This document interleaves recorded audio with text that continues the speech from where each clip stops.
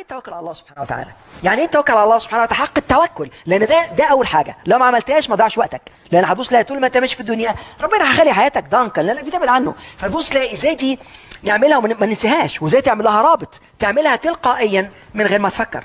طول ما احنا ماشيين هنتكلم بعد كده على قدرات الانسان اللامحدوده، عشان تبدا تعرف انك ما تستخدمش الانا وتقول انا وبعدين تقول حاجه سلبيه، لان اول ما تقول انا وتقول وراها اي شيء المخ يفتكرها شخصيه. لما تقول انا فاشل ولا انا مكتئب ولا انا عصبي ولا انا مدخن، اول ما تقول انا المخ يصدقك، ولو كررتها اكتر من مره هتبقى تكيف عصبي تطلع تلقائيا من غير ما تفكر. فازاي نتكلم في حكايه الانا وازاي تكون حريص فيها وازاي تعمل تلقائيا بحيث تعملها ايجابيا، فدي هنعملها في الحلقه الثانيه ان شاء الله.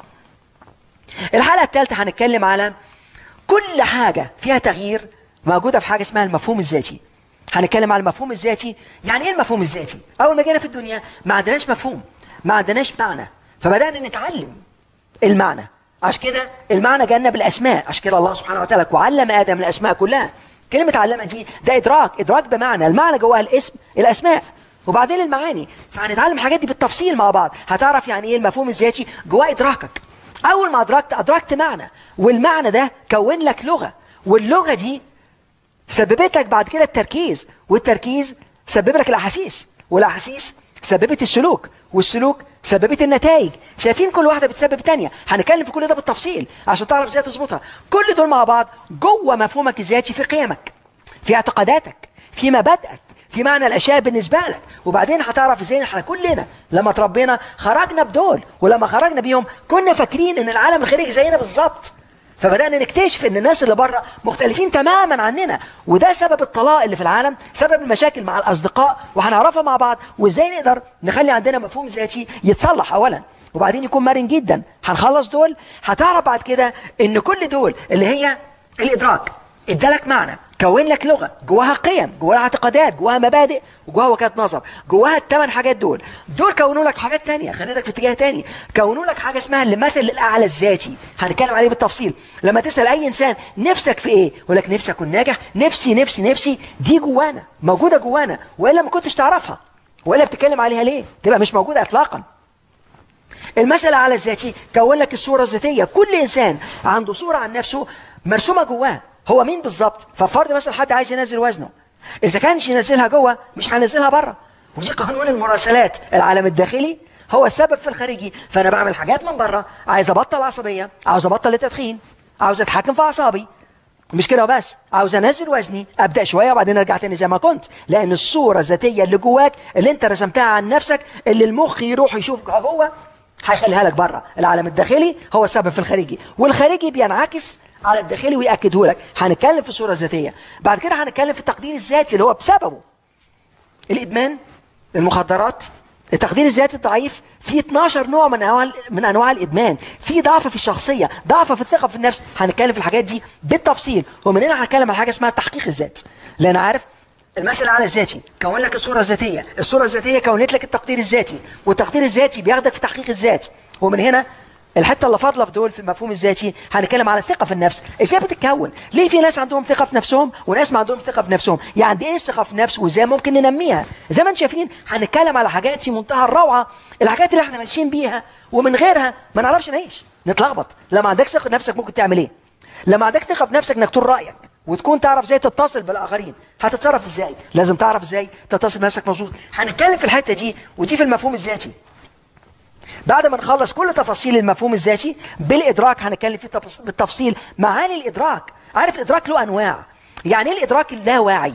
الناس ماشية 90% من اللي بيعملوا من غير ما يفكر. حد بيدخن ما عندوش فكرة هو بيعمل في نفسه إيه، ما عندوش فكرة بتسبب له أكتر من نوع من السرطان، بتسبب ألزهايمر، بتسبب فقدان الذاكرة، بتسبب باركنسون اللي هي الرعاش، بتسبب فشل كلوي، بتسبب الجلطتين المخية والصدرية، و18 فتوى من علماء المسلمين بما فيها هنا انها حرام. طب بتعمل ايه لنفسك لو ميت دلوقتي؟ هتقول ايه لله سبحانه وتعالى؟ لما تيجي تفكر فيها بيبدا في ادراك، لان انت عايش بطريقه لا واعيه. بعد كده عندك الادراك الواعي، عندنا الادراك الداخلي والادراك الخارجي، ومن هنا هنتكلم على ادراك القدرات والامكانيات، هنتكلم على ادراك الاشياء اللي بتتحكم في مصير الانسان. حاجتين لما نتكلم في دول بالتفصيل هتعرف ازاي الانسان ممكن يربط سعادته كلها في حاجه ما تستاهلش، وبعدين لما تروح منه يبوظ كل نفسيته ويدور على حد يساعده.